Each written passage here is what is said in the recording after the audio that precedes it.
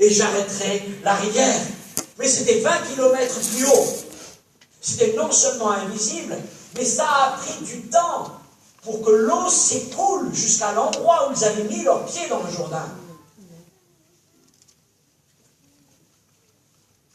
C'était un miracle de la foi dans la parole de Dieu. C'est le processus indispensable, l'obéissance de la foi, faire ce que Dieu nous demande. Ça commence par là. Et lorsque nous mettons les pieds dans l'eau, lorsque nous commençons à agir comme Dieu le veut, Seigneur, il ne se passe pas grand-chose. C'est vrai que visiblement, peut-être rien ne se passe, mais dans le ciel, des choses extraordinaires commencent à s'accomplir. Il va falloir nous tenir bon jusqu'à ce que le miracle arrive jusqu'à nous. Mais croyons que lorsque nous obéissons à la parole de Dieu, la bénédiction viendra. Mais au fond, ce miracle avait peu demandé à Josué. Mettre les pieds dans l'eau. Il n'avait pas demandé de plonger de tête la première. Mets les pieds dans l'eau. Fallait-il encore le faire? Malheureusement, trop de chrétiens passent à côté de cette première étape de formation autonome. Parce qu'ils s'obstinent à vouloir de la part de Dieu des choses visibles, des choses balisées, sécurisées, ouvertes, juste devant eux. Ils veulent avancer dans le royaume de Dieu, mais les pieds au sec.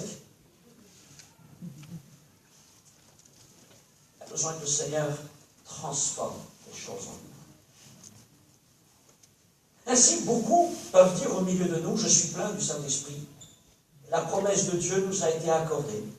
Dieu ne nous l'a pas donnée parce que nous serions meilleurs, plus saints, plus ceci, plus cela, mais parce que Dieu est un Dieu de grâce et il donne son esprit, comme Jésus l'avait annoncé. Et nous avons reçu l'esprit de puissance, pas simplement pour parler en langue, mais pour agir avec puissance. D'abord, il faut bien le reconnaître. La dimension de puissance semble trop souvent nous échapper. Nous avons beau être remplis du Saint-Esprit et dire tout le Saint-Esprit est en nous, mais trop souvent nous nous contentons de quelques grâces ponctuelles, un peu comme lorsque l'ange venait visiter la piscine de Bethesda. Ah, ça y est, le Seigneur se manifeste, mais c'est si rare, c'est si peu. Ça nous paraît tellement faible par rapport à ce qui est écrit dans la parole de Dieu. Alors pourquoi cela? J'ai le Saint-Esprit. Pourquoi est-ce que la puissance ne se manifeste pas? Bien sûr, on parlera de foi, et on doit parler de la foi. Mais aujourd'hui, je veux parler de cette autre chose. Nous ne laissons pas Dieu renouveler notre système de pensée. Autrement dit, nous enfermons le Saint-Esprit, la puissance du Saint-Esprit, dans les limites de notre raisonnement. Dans ce que nous concevons, dans nos capacités, dans nos ressources. Et même si je vais aller au maximum de ce qu'on peut, dans les limites même de notre imagination. Mais notre imagination est tellement petite par rapport à ce que Dieu est capable de faire. Et autrement dit, nous enfermons le Seigneur à l'intérieur de nous-mêmes. Nous avons tout reçu toute la puissance de Dieu, mais nous ne lui permettons pas de s'exprimer. Parce que là, c'est tellement limité. Vous savez, nous avons reçu donc la puissance du Saint-Esprit, je vais l'exprimer comme ça, mais c'est comme si à l'intérieur, le logiciel qui fait fonctionner reste pitoyablement humain, terrestre et obsolète. Vous allez acheter le dernier Mac, pratiqueur et tout ce que vous voulez, et puis vous tournez avec un OS 1. Vous avez le dernier PC, enfin je vais dire PC, je suis plus qu'il y a dedans, mais imaginez que vous tournez avec un Windows 2 de 1988, vous avez beau avoir toute la puissance. Une machine qui est faite pour tourner avec El Capitan et vous tournez avec OS 1. Votre OS 1 ne peut rien faire. Il est limité. Vous voyez l'image? Nous avons toute la puissance du Saint-Esprit, mais le logiciel qui est là, il est incapable de faire quelque chose. Il ne peut rien produire de plus. Quel est le seul moyen? Faire une mise à jour. Faire une mise à jour. C'est ce que Dieu veut faire. Parce qu'on a beau dire j'ai toute la puissance, mais tant que la mise à jour n'est pas faite, rien ne va se passer. Le logiciel ne peut pas traiter la puissance, il ne peut rien faire avec cette puissance, il est complètement dépassé. Et beaucoup de chrétiens vont être comme ça, ils vont dire j'ai la puissance, mais le problème, derrière, ça ne suit pas. Et à cause de ça, ils n'entrent jamais dans le royaume de Dieu. La seule chose qu'ils vont se contenter de faire, c'est de voir le royaume. Ah, Dieu béni, Dieu est capable de faire ceci. Oui, oui, oui, Dieu agit là, Dieu agit comme ça. Et eux, ils ne rentrent pas. Parce que, oui, après, ils sont capables, par contre, de donner des mauvais ou des bons points à ceux qui d'autres. Donc Dieu ne veut pas simplement nous remplir de son esprit, de sa puissance. Il veut transformer, renouveler, élargir, élever notre système de pensée pour l'aligner sur le sien. Ça vous intéresse? C'est ce qu'il commença à faire avec Josué au Jourdain. Et il acheva sa formation au pied de la muraille de Jéricho, parce qu'il faut quand même du temps pour que les choses rentrent. Hein. On est dur à comprendre. Nous avons vu comment Josué, devant la muraille, devant le défi qui est là, se déchaussa devant le Seigneur. C'est un signe d'humilité et d'obéissance par lequel Josué disait à Dieu, mais ce ne sera ni par ma force, Seigneur, cette évidence sera ni par mon expérience, ni par mon armée, ni par mon intelligence. Seigneur, il n'y a aucun plan, toutes mes préparations sont inutiles, je n'y arriverai pas, je ne sais pas faire, je ne peux pas faire. Seigneur, je m'abandonne à toi, il n'y a que toi qui peux faire quelque chose, je veux faire ta volonté. C'est ce que signifiait ce moment de déchaussement devant le Seigneur. Et à cause de ça, le ciel s'ouvrit. Et le Seigneur lui révéla ses plans. Quel plan? Aucun général, même le plus expérimenté, même le plus audacieux, ne l'aurait imaginé. Bon les gars, voilà mon programme. Pendant 6 jours, on va faire le tour de la ville une fois. Et le dernier jour, on fera 7 fois le tour. Et je vous garantis, les murailles vont s'écrouler. Non seulement aucun général n'aurait osé proposer ça à son armée, mais je crois qu'il n'y a aucun général qui aurait été capable de concevoir une telle chose. Parce que ça ne fait pas partie des codes de procédure, ça ne fait pas partie du registre humain. Aucun homme ne pense comme cela. Ce n'est pas un plan terrestre, c'est un plan céleste. Ce n'est pas un plan conçu par l'homme, c'est un plan conçu par Dieu.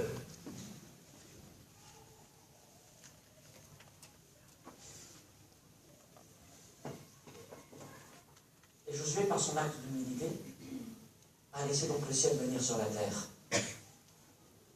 Et ce jour-là,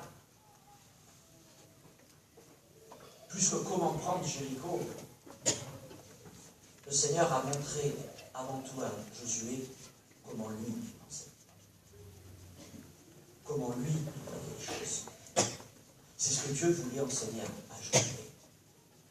Josué, des hommes pensent comme ça. Tu vois, il y a un moment où toutes vos pensées butent.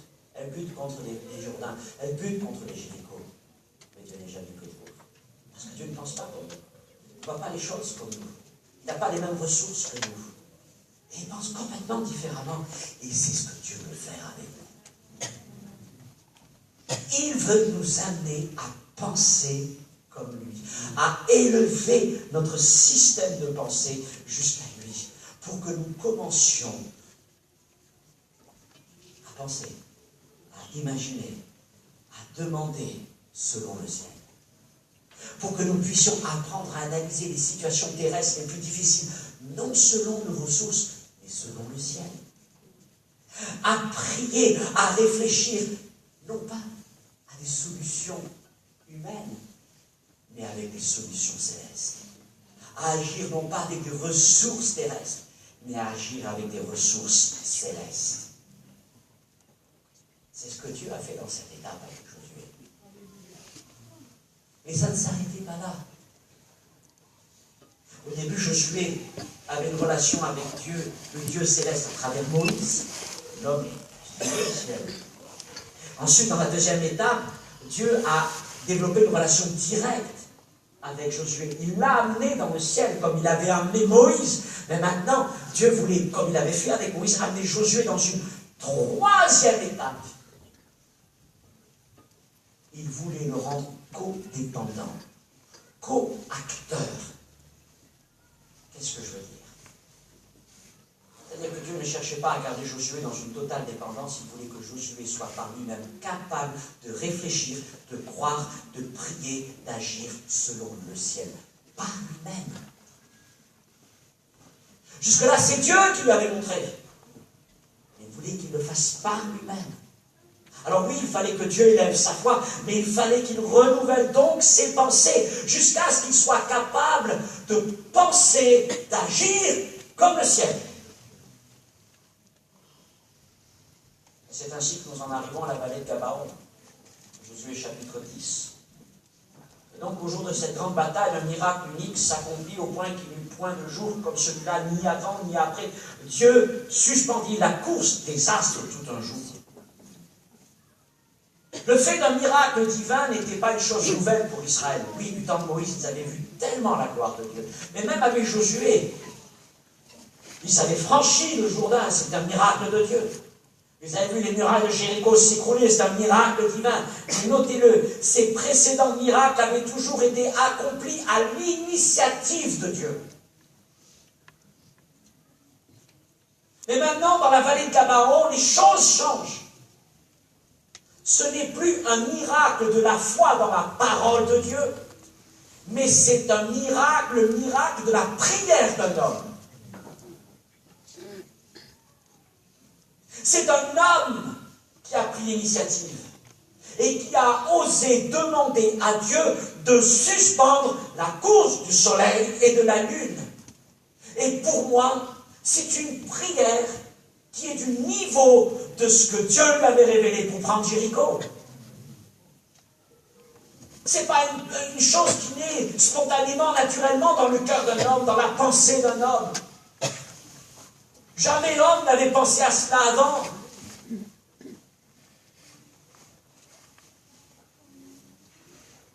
C'est une prière céleste, une prière selon Dieu. Et ce jour-là, Dieu exauça un homme qu'il avait éduqué, qu'il avait formé. Un homme dont les pensées avaient été renouvelées, alignées sur le niveau du ciel. Un homme qui fit venir ainsi le ciel sur la terre.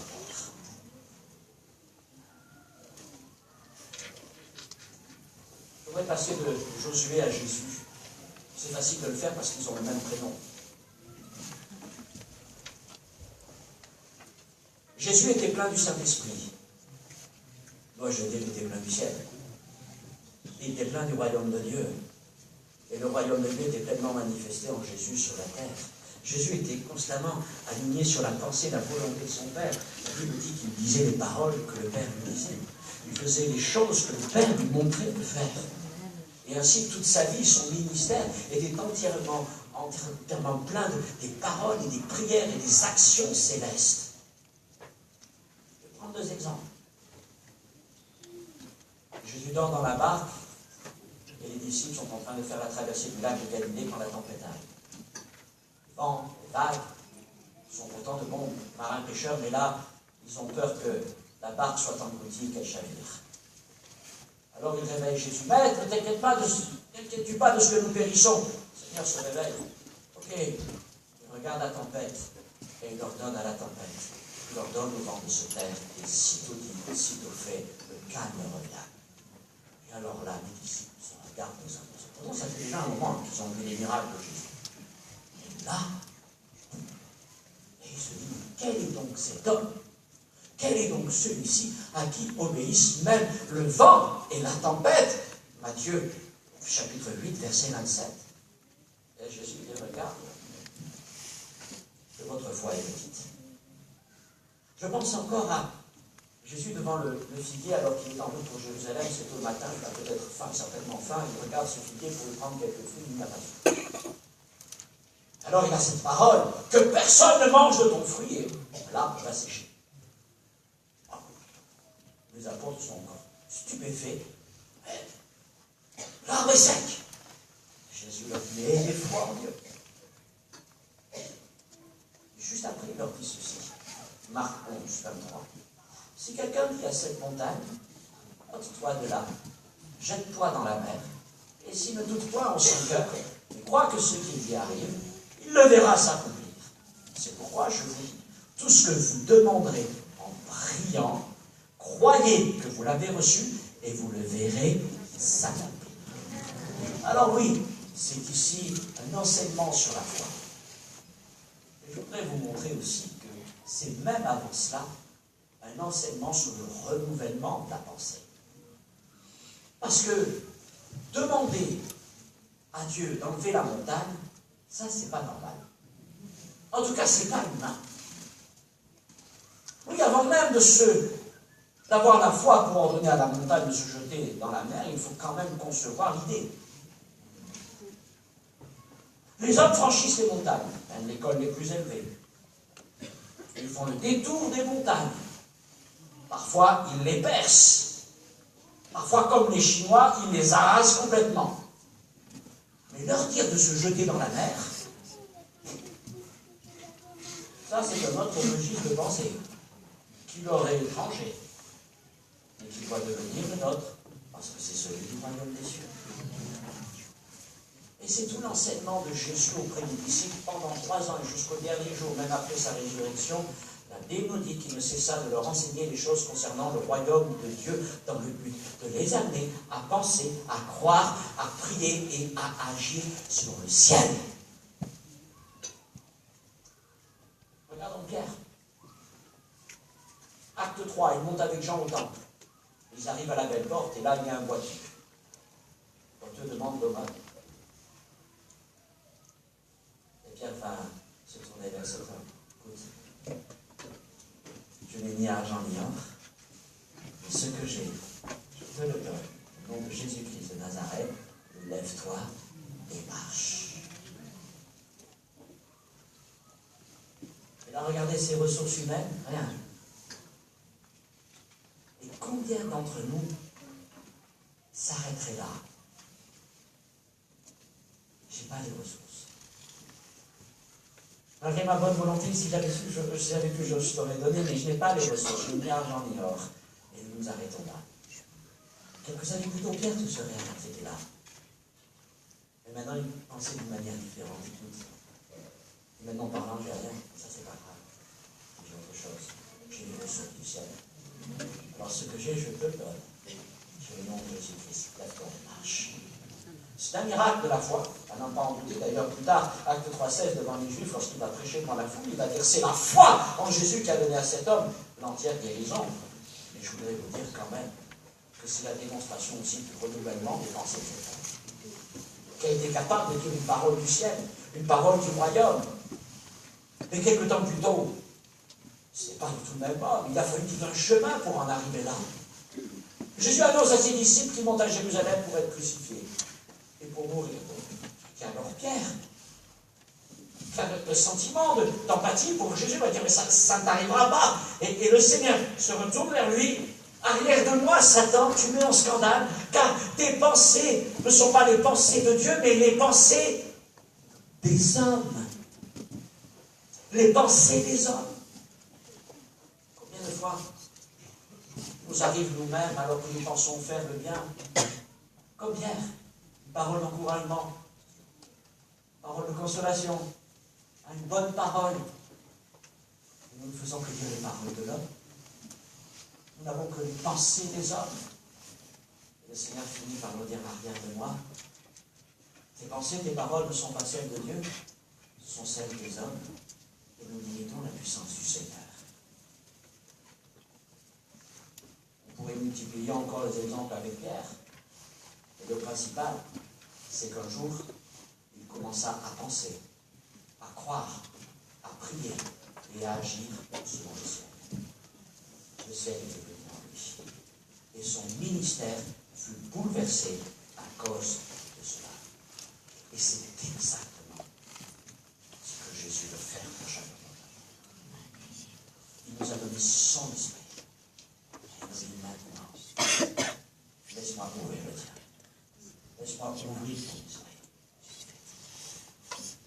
Laisse-moi renouveler tes pensées.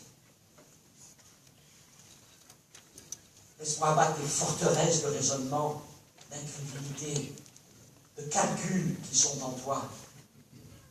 Arrête de penser selon les hommes et commence à penser, à croire, à prier, à agir selon le ciel. Et le Seigneur me dit cela pourquoi? Parce qu'il veut faire descendre le ciel. Il veut faire descendre le ciel dans ma vie, dans mon ministère, Dans ma famille, dans l'église, dans la tienne, dans ta vie, dans ton entourage. Il veut faire descendre le ciel sur cette ville et dans ce pays.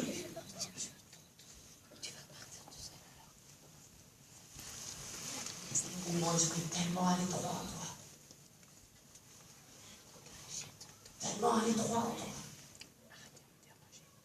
Il ne peut rien faire parce que tu le limites constamment. C'est même pas une question de foi. C'est une question que tu es borné. C'est une question que tu mets des limites. C'est une question que tu penses comme les hommes. Tu vois les choses comme les hommes. Tu pries comme les hommes. Tu as la foi des hommes. Tu t'appuies sur les ressources des hommes. Donc tu dois faire comme le ciel fait. Si le Seigneur nous a remplis de son esprit, il voudrait aussi renouveler nos pensées et proclamer le ciel. Avant que le ciel vienne autour de nous, il faut qu'il vienne en nous. À travers le processus que je vous ai montré avec Josué, pour qu'un jour, nous soyons capables à notre tour de dire les prières du ciel. Pour qu'un jour, à notre tour, nous soyons capables de proclamer les paroles du ciel. Nous soyons capables d'agir selon les ressources du ciel. Et qui sait, si un jour prochain, tu ne seras pas toi-même à l'origine d'un jour unique. Veux-tu du ciel dans ta vie? Tu es prêt à dire, Seigneur, renouvelle mes pensées?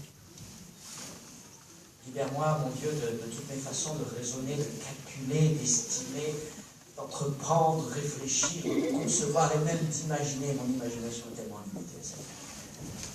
Paul le dit, par la puissance de ce que nous pouvons faire infiniment au-delà de tout ce que nous demandons, pensons, imaginons. Je veux rentrer dans cet infini.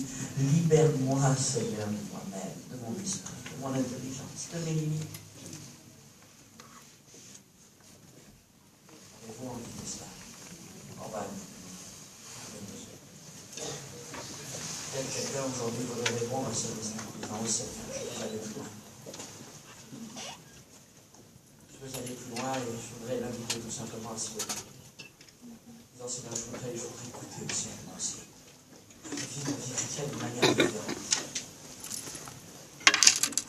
Je voudrais un jour être capable, comme Josué, Seigneur, de faire la prière céleste. Une prière qu'aucun homme ne peut concevoir parce qu'elle ne vient pas du cœur de l'homme, elle vient de Dieu, elle vient du ciel. Seigneur, renouvelle mes pensées. Je voudrais vous dire, j'aimerais commencer cette prière en demandant pardon, Seigneur. Dans un esprit de repentance, parce que trop souvent nous en sommes conscients. Nous limitons Dieu. Nous le limitons à la hauteur de notre crâne, à la dimension de notre cerveau. Nous limitons la puissance du Saint-Esprit à ce que nous pouvons faire, à ce que nous comprenons, à ce que nous calculons, à ce que nous pouvons saisir. Et nous passons à côté de cela, de tant de choses que Dieu voudrait faire. Dieu ne nous a pas donné son esprit pour que nous soyons terrestres, mais pour que nous soyons célestes. Amen. Pour que le ciel vienne sur la terre, c'est notre mission. Que ton royaume vienne, comment le fait-il venir? À travers son esprit qui agit en nous. Et nous retenons son esprit alors que nous avons reçu sa puissance. Seigneur, pardonne-nous. Pardonne-nous les froidesses de notre réflexion, la lenteur à la compréhension, toutes nos attitudes bornées, mon Dieu, pardon pour toutes les fois nous n'avons pas fait des œuvres, nous n'avons pas dit des paroles, nous n'avons pas prié comme tu le voulais, les malades n'ont pas été guéris, Seigneur, les démons n'ont pas été chassés, les vies n'ont pas été transformées. Seigneur, renouvelle notre pensée aujourd'hui. Fais éclater les limites, Seigneur. Il est dit qu'au sujet des disciples d'Emmaüs, tu as ouvert leur esprit, mon Dieu. Nous te demandons d'ouvrir notre esprit aujourd'hui, de toucher notre entendement, de venir, Seigneur mon Dieu, enlever tout ce qui nous empêche de concevoir les choses du ciel. Nous ne voulons plus raisonner à la manière des hommes, mais nous voulons commencer à raisonner à la manière de Dieu. Nous voulons, Seigneur mon Dieu, avoir l'esprit dans le ciel. Nous voulons entendre des paroles célestes. Nous voulons voir les œuvres de Dieu. Nous voulons, Seigneur mon Dieu, réfléchir avec la puissance de Dieu, avec les ressources de Dieu. Pardon toutes les fois où nous t'avons limité, Seigneur. Viens nous libérer maintenant. Viens nous libérer, mon Dieu, afin que le ciel vienne sur cette ville, afin que le ciel vienne dans nos vies, afin que le ciel vienne dans nos familles, afin, Seigneur, que le ciel vienne dans cette église, mon Dieu. Oh, Seigneur, libère-nous. Pardon, pardon, pardon. Nous avons la puissance, mais nous l'avons retenue. Nous avons les dons, mais nous ne les exprimons pas. Pardon, Seigneur. Fais-nous grâce en ce jour. Oui, Seigneur, fais lever les Josué au milieu de nous. Fais lever les Josué, Seigneur. Alléluia. Fais lever les pierres, mon Dieu. Alléluia. Remplis-nous du Saint-Esprit. Remplis-nous de ta puissance. Mais libère-nous de nous-mêmes, mon Dieu. De toutes nos limites, Seigneur. J'ai besoin de cela pour ma vie, mon ministère. Je veux aller dans le ciel. Je veux vivre le ciel sur la terre. Seigneur, merci. Merci, merci pour tout cela. Alléluia. Prenons le temps de louer et d'adorer Dieu quelques instants. Faisons monter nos prières vers lui. Laissons le Saint-Esprit nous renouveler, nous toucher. Le Seigneur est capable de faire cela. Il est capable en cet instant de toucher ton esprit, de toucher ton intelligence, tes émotions. Alléluia. Oh, alléluia.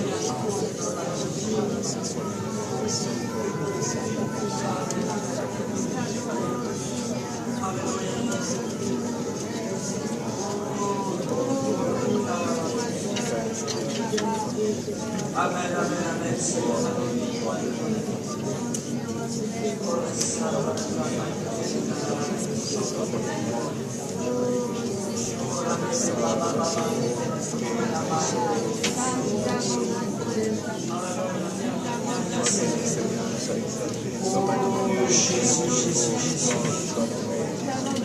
Seigneur, nous voulons voir avec nous. Nous voulons libérer la puissance de Saint-Esprit. Touche, pour que nous fonds nous-mêmes, libère-nous, Seigneur. Oh, alléluia. Alléluia.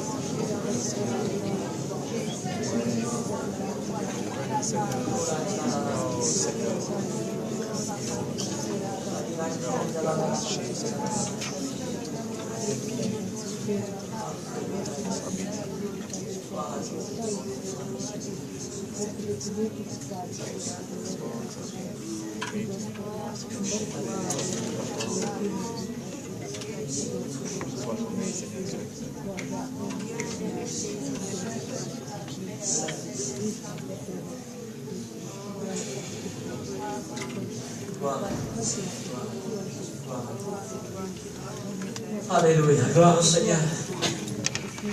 C'est la touche encore, n'est-ce pas? Passez une bonne semaine, que la grâce de Dieu vous accompagne.